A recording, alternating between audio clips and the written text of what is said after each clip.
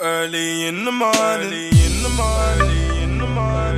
What's going on, the people? Them, it's your boy Cam Topical Juice, and goodness me, we might as well say goodbye, sayonara to Spencer and Aaron.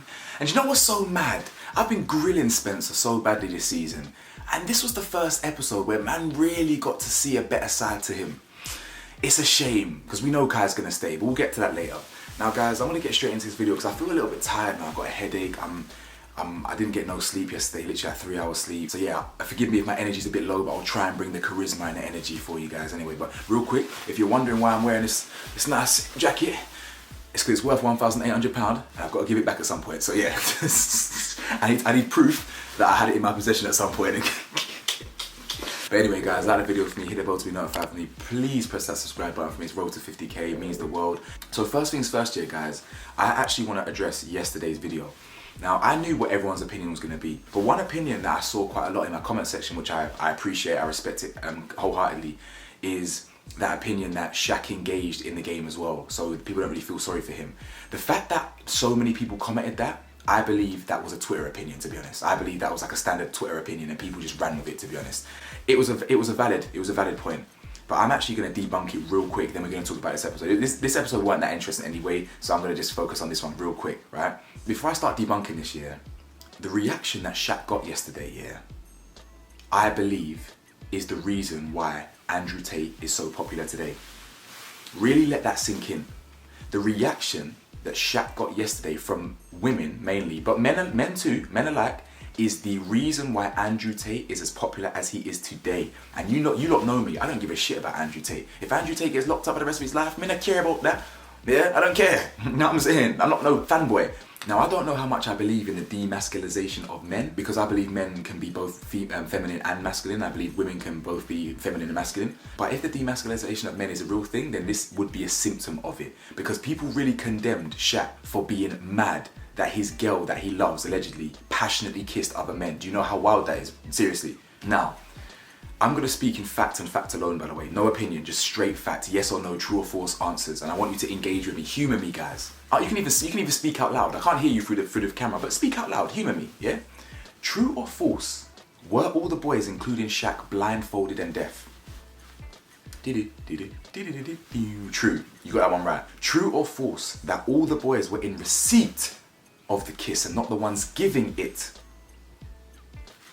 The answer is true, 100%. So if every single boy voted Tanya the best kisser despite not knowing who she was, is it fair to suggest that she must have put in maximum effort, 110%, full-on snog fest? Is it fair to say that?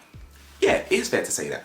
That alone is enough to trigger a man. That alone is enough to make a man insecure and feel a type of way. Now include the disrespect that she showed him previously in the game with the kiss. Now include the fact that she is a self-admitted cheater. It's not a good look. Now, despite the toxicity around it and whose fault it was, she admitted she cheated. She also disrespected him. That alone is enough to make a man triggered, okay? So if we've agreed that Shaq is blindfolded and cannot hear or see, does he know which one's Tanya? No. So as the recipient of the kiss and not the one with the choice, what options do the boys have? The most they could do, or most Shaq could do, is turn away for every single girl and mug off his girl in the process. Say, no, I don't want to risk it, right? But he doesn't know what the girls are going to do. He doesn't know what the girls are going to choose to do. They could just kiss him, they could peck him, they could lips him. So he engaged, okay? Could have done option one, I said, but who's really going to do that? Like, let's be real here. He engaged. So if someone sticks their tongue down Shaq's throat passionately and he doesn't know who it is it fair to say that he could assume it's Tanya? Because it's passionate, right? It's a passionate kiss. So instead of pointing the finger at Shaq for engaging as the recipient of the kiss, why are we not looking at the ones with the choices, the girls who chose to snog him? Why didn't they make it clear to Shaq and Tanya that they respect the relationship and they're just gonna kiss Shaq and make it clear, listen, I'm not your girl, I'm just gonna give you a little kiss and respect the thing? They didn't. The girls chose to stick their tongue in his mouth. He doesn't know who it is, so he's just gonna engage. Yes, he could have just turned away, but he's gonna engage, he doesn't know. Now, I'm not going to blame the girls for sticking their tongue deep in Shaq's mouth because it is just a game to them. It's not just a game to Shaq and Tanya because they're not the ones saying I love you and doing up the cuddles and off camera and this and future and this and that. They're not doing that. It's actually a game to them. The girls were the ones with the choice. Shaq didn't have the choice. Do you understand? Now, throwing around this word ick because a man got upset that the girl he loves passionately kissed other men the same way she passionately kisses him is a madness to me, guys. And you lot know how much I empathize with women. You lot know how much I appreciate women. Women are better than men in so many different ways. I believe that wholeheartedly. The fact that so many people have called Shaq controlling for getting upset that his girl passionately kisses other people is madness. A lot of people are literally absolving Tanya of any crimes whatsoever. They are saying, oh, it's because they moved too fast. Oh yeah, they said he's the one that said I love you. He's pressuring her. They're making it seem that Shaq has got Tanya under duress. No one put a gun to their heads and told them to say I love you, did they? No one put a gun to Tanya's head and said you better say I love you back. If she's a grown woman, she didn't have to say that. If she wasn't interested and wasn't in love or whatever, she could have just backed off and said, listen, call it off. Exactly the same way Kai did to Samie, exactly the same way that even Ron did this episode. She didn't, she engaged. Let's admit, people were being a bit hasty and trying to absolve Tanya. When she even admitted this episode, she can understand why he was mad. Do you understand? Double standards would be if they did the exact same game a few weeks down the line and the girls were blindfolded and Shaq did the mad thing. That's double standards, guys. You cannot compare apples and oranges. You cannot compare the person who's blindfolded in receipt of the kiss to the person with the choice. Do you understand? And that's all I'm going to say on that one, guys. I respect everyone's opinion. This ain't even that deep at all. I don't really care. As soon as Love Island finishes, I forget all about it. You know what I'm saying? As soon as my video's done, I'm going to bed and chilling. You know what I'm saying? I wake up, I've got real world problems, you know what I'm saying? I don't care. I'm just wanting to make this point. I want to start the video with that because that argument that it's double standards and it gives him the ick and Shaq was just absolutely out of his mind to react like that is straight up BS. And it makes sense why there's a lot of disillusioned men and boys who look up to Andrew Tate because he preaches the fact that demasculization of men, the fact that this is happening, that men can't be men. I don't agree with all this. You know my opinion on Andrew Tate. But, you know, man can really see a lot of sides. I can see where he's coming from. Do you understand? Now on to today's episode. Shaq and Tanya speak and they squash it. They clear the air. She basically explains that, why, you know, I don't really understand this because I'm all yours and you're all mine, okay? But she understands why he felt the way he did, but it wasn't her intention. He basically explains, listen, exactly, he said exactly what he should have said. I felt disrespected. He didn't even bring up the game in the past. He just brought up the fact that they said, I love you. And I respect the fact that they finally had the dialogue that they always should have had. In fact, they probably had that conversation 2 minutes after yesterday's episodes ended. But because it was a day later, it made it seem like he moved mad. When in reality, he didn't actually move mad because he probably actually moved mad for about 10 minutes and then calmed down. Now, Olivia and Tanya speak and basically Olivia, this is what I didn't really like about Olivia. Olivia, as much as I'm warming up to Olivia a lot more, she does kind of stick her beak in where it's not necessary. Do you understand? And I feel like she didn't really need to share her opinion on the whole Tanya stuff and rah, rah, rah. Now, don't get me wrong. Do Tanya and Ron have chemistry? Yeah, they do. But I'm choosing to believe Tanya here. If Tanya says that it's not really adapting, I'm believing it's not really adapting. You know what I'm saying? And Ron ain't interested in Tanya anyway, you can see. Now, Ron and Kai speak, and I'm going to skip past this basically because Ron basically admits that he has bad history with Lana. And the advantage that Casey has is it's a clean slate. But then this clown, guys, this clown then goes, yeah, after saying all this was in yesterday's episode, yeah, he goes, me and Samie though, there is a little thing, as we said. What did I say in yesterday's video? Did we miss something here? How can you just stop talking to Samie when you clearly have a connection and you go to Lana? So we were right. The connection never faded. And you can see that Sammy's mad confused. And Samie, there was a reason why I liked Samie from the jump. It's because she's trill, guys. Real, recognize real. So I'm pointing at my TV.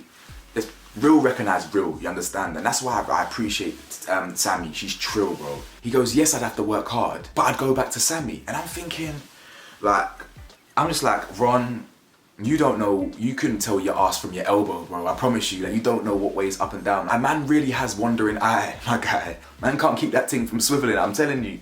Tom and Samie speak, and you can tell from this interaction that Samie actually only has eyes for Ron. Yes, she will entertain Tom. Yes, she will actually pursue Tom because that Ron has actually shut Samie down, which I am actually quite impressed he did do that, to be fair. But Tom was really trying to get close, and he's like, you know, what do you think about me type thing. He was really keen for Samie. Like, he's like, you know, I want to get to know you. And she's kind of like, yeah, you're kind of up there. And I was like, Jesus, Tom, you're gonna, like, this is peak, man. Like, this is actually, boy. She don't really want Tom. She wants Ron.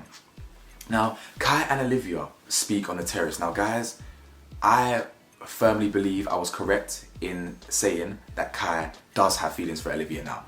I think a lot of people, when you watch Love Island, I think people get an opinion of someone and they really refuse to bend or budge that opinion. So I was getting a lot of people in my comment section, I was seeing a lot of stuff online, not even on Twitter, from somewhere else, that Kai's faking it. Kai's faking it because he wants to stay in the villa. If you cast your mind back to Kai's interactions with previous girls, he has never been this giddy. You lot know I don't give a shit about Kai. I just take people on a case-by-case basis. He is giddy in front of Olivia. The fact that Olivia said that it feels like her, it's mad because I even thought this about 3 minutes before she said it. Olivia goes, it feels like my Love Island journey is starting again. And I was thinking that. I was actually thinking, rah, the fact that you can find a connection with an original cast member 2 weeks down the line, that must be a real exciting feeling. It must feel like you're starting again. And she said the same thing, and that, for me, that's enough proof that it is real. I'm not saying they're in love, I'm just saying there is a spark there. Don't think for a second, just because he didn't step forward at the start, that he can't change. You know what I'm saying? As in, don't ever think that for a second, trust me, don't ever think that. Don't ever think that it's absolute, that they can't actually be together and it's all just a game and it's a conspiracy. I don't believe that. You know what I'm saying? I don't believe that. And you can tell because it's mutual. You feel me? It's mutual. They're both giving off the same energy. And again, it's being validated by other people in the house. Do you think they're all in on the conspiracy as well? Do you think they're in on the game as well when they're sitting there like giggling, like, oh, look at Kai giggling, oh, look at him, he's simping, he's cute. Do you think that's all part of the conspiracy as well? I don't think so. I believe they've noticed the dynamic change, and I believe they think it's cute, and I believe it's real. Now, Ron pulls Samie for a chat, and I was going to give him donut of the day for this. Bro, I ain't gonna lie, I don't even know who my donut of the day is for this episode. But when he started talking to Samie, it was the weirdest chat because they were having like a weirdly honest convo. And it goes to show you how much Samie and Ron get on, that they can have those real kind of honest, transparent conversations from the jump. How long have they known each other? 72 hours? You know what I'm saying? 72 hours, and they've got that kind of instant chemistry where they can be transparent and be honest with each other, you know what I'm saying? But they clearly have a chemistry. But you know what, yeah, listen, I've got to give credit where credit's due. I call Ron a clown every episode, because he is one, yeah? But the man actually broke up with Samie and shut it down with Samie for Lana. I have to give credit for that, guys, I have to. Now, yes, he did kind of leave the door open. I'm not going to say he didn't. He did kind of do that. But I didn't really like the way Samie fed that back to Lana. That wasn't entirely accurate, because he actually did kind of shut Samie down, and he did say flat out, I want to put my all into my heart and mind, or whatever he said, into Lana. He did say that. Now, again, remove your anti-Ron bias and give credit where credit's due. Yes, he's a clown. Yes, he's got a wandering eye. Yeah? But in this episode, he did show that he was at least putting the attention on Lana. Is it a game? Most likely. Does he want to survive? Most likely. I don't know. But you know what though? I should listen to what Ron said, because I think he has a spark with Samie in it. But what he even said to Sammy's face is that he actually had the exact same spark with Lana. So actually, now I think about it, that makes sense. If you had the exact same spark-ish with both people, but you've known one for 2 weeks and one known for 3 days, I feel you. Jordan, oh yeah, I'm gonna skip past the whole Jordan and Ellie thing. Jordan, listen, you know I always support black people on this thing.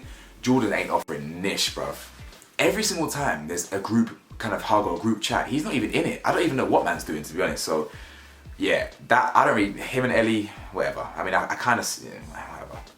The next morning comes around and they're feeding back. I'm gonna skip through this, to be honest. Lana basically said that it's been 24 hours with Casey and 2 weeks with Ron. So she's trying to work out where she kind of, they're on different parts of the journey, do you know what I'm saying? Kaya brings Olivia coffee, and I'm gonna skip through that. Oh yeah, oh shit, I didn't even talk about the kiss. So guys, I was just about to say that Kaya then feeds back to the boys about the kiss, but I even forgot to mention the kiss a minute ago, because guys, my brain is fried. I'm so tired. Like, the bits I'm gonna be editing out of this video is madness, because I've just been like stumbling over my words this whole time, but you don't know that because I'm gonna edit it. Anyway, so they actually had a kiss on the balcony on the terrace stuff, and it was cute, man. I ain't gonna lie, man, it was cute still. Like, obviously we knew it was coming, because he's like, oh, you know, I want the proper kiss, and you know, but there was something about when she said do it then. There was something about the way she said it that was very genuine. You understand? It was kind of like, you know, like, what are you waiting for type thing? Like, let's do it. Let's explore this. If we're gonna kind of explore this avenue, you know, do it. Kiss me. There was just something genuine about it, and I do believe there is that chemistry there. And Shaq and Casey speak, and Shaq basically dogs out Ron to Casey and says, you know, I like Ron, but I like Lana, and she's my friend. I like the fact that she's got this, that, and the other. I do like the fact that Shaq backed Lana, but I don't really like the way he did it. Yeah, I don't really like the way Shaq did that, if I'm being honest. I felt like the way he was digging out, like, don't get me wrong, again, it's a mixed one.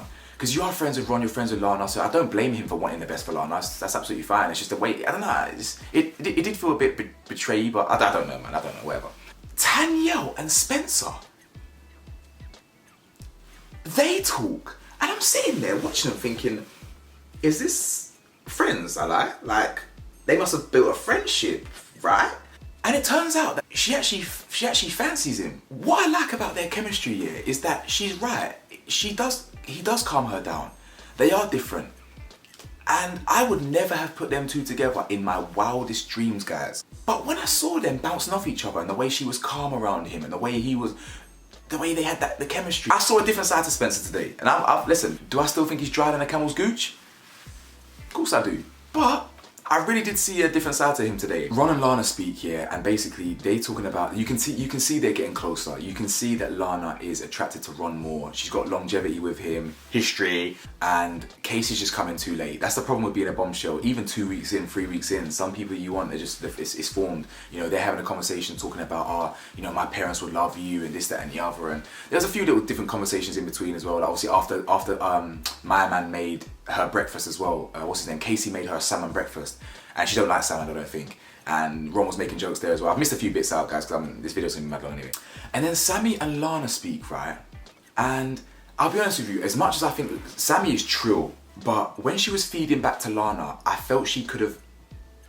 Now, to be fair, she did say that. She did sort of defend him as well and say, oh, you know, he did say that you had a spark as well, or he wasn't always saying that. I just felt that what she was doing with Lana should have stayed in her own head.